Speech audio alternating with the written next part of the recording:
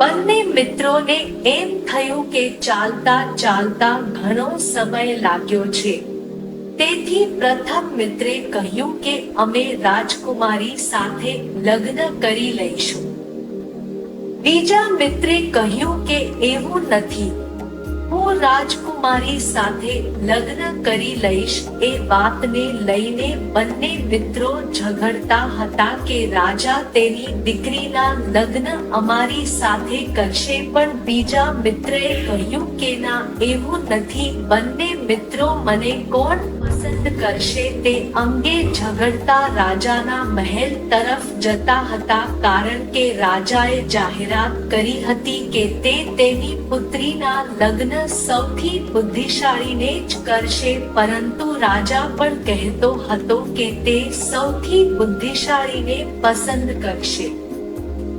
આ સાથે તે ખૂબ જ સારો હોવો જોઈએ, તેનામાં લગભગ તમામ ગુણો હોવા જોઈએ, તો જ હું મારી પુત્રી સાથે લગ્ન કરીશ. તે બંને જાણતા હતા કે તેમાં વધુ લોકો હશે. બે મિત્રો જેઓ છોકરી સાથે લગ્ન કરવા આવશે તે મહેલમાં પહોંચ્યા અને કહ્યું કે જે લોકો અહીં આવ્યા છે તે બધાનું સ્વાગત છે. જે પણ પરીક્ષા પાસ કરશે તેની સાથે આવતીકાલે તમારી પરીક્ષાઓ શરૂ થશે. હું મારી દીકરી સાથે લગ્ન કરીશ. આજે સવારથી તમારી પરીક્ષાઓ શરૂ થશે. બંને મિત્રોએ કહ્યું કે અમે બે જ છીએ, પણ અહીંયા ઘણા લોકો આવ્યા છે, બહુ અઘરું થઈ જશે. એમ વિચારીને બંને મિત્રો સૂઈ ગયા અને જેમ રાજાએ કહ્યું હતું તેમ બધાની પરીક્ષાઓ શરૂ થઈ ગઈ હતી.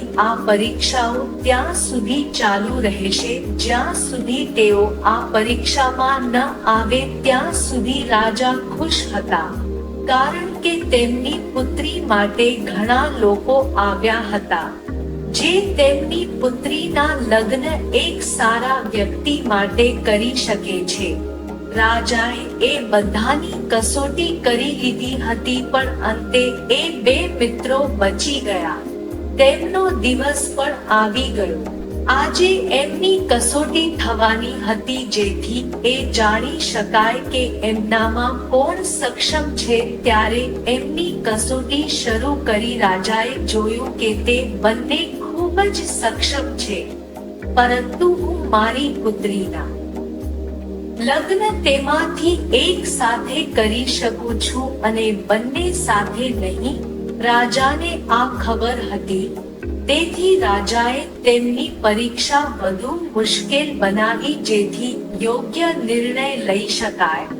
રાજાએ જોયું કે તે બંને અઘરી કસોટીઓમાંથી પસાર થયા છે, જેનો અર્થ છે કે બંને મહાન લોકો છે.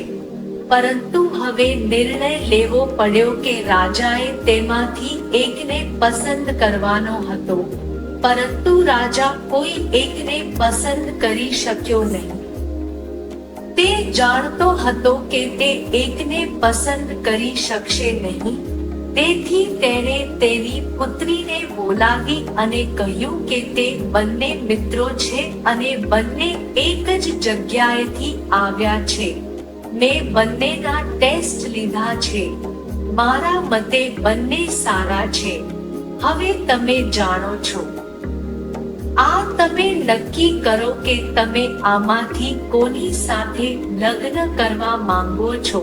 તો હું આ બંનેમાંથી તમારી સાથે લગ્ન કરીશ. તેમના માટે કેટલાક પ્રશ્નો છે, જેથી હું જાણી શકું કે આ બંનેમાંથી કયું વધુ સાચું છે. એમાં પણ કન્યાએ જોયું કે તેમાં પણ બંને પાસ થઈ ગયા હતા, તેથી છોકરીને તેમાંથી કોઈ એક પસંદ કરવામાં ઘણી મુશ્કેલી પડી રહી હતી. તેથી હોકરીએ કહ્યું કે તેને વધુ એક દિવસનો સમય જોઈએ છે, તે પછી રાજા નક્કી કરી શકે છે.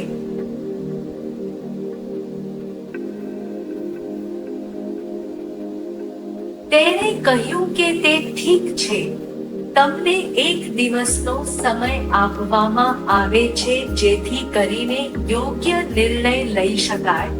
તે છોકરી ધીમે ધીમે તેના રૂમમાં આવી અને બૂમો પાડવા લાગી કે અહીં એક ચોર છે અને તે મને પકડવાની કોશિશ કરી રહ્યો છે. તેને બચાવવા તે બંને ઊભા થયા અને તેનો એક જ મિત્ર તેને બચાવવા આગળ આવ્યો. બીજો ત્યાં જઈ શક્યો નહીં. જ્યારે અવાજ સંભળાયો ત્યારે રાજા હમણાં જ ત્યાં પહોંચ્યો હતો અને છોકરી હજી ત્યાં જ હતી.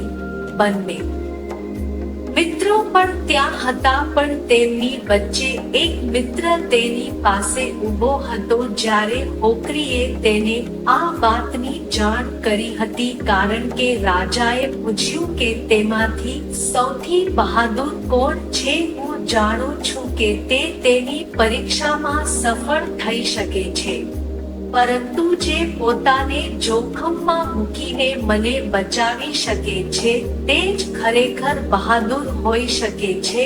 આ રીતે આપણે ગમે તેટલા બહાદુર હોઈએ, ભલે આપણે ગમે તેટલા જ્ઞાની હોઈએ, આપણે જાણીએ છીએ કે આપણે બધું જ કરી શકતા નથી, તે જ ખરેખર બહાદુર હોઈ શકે છે.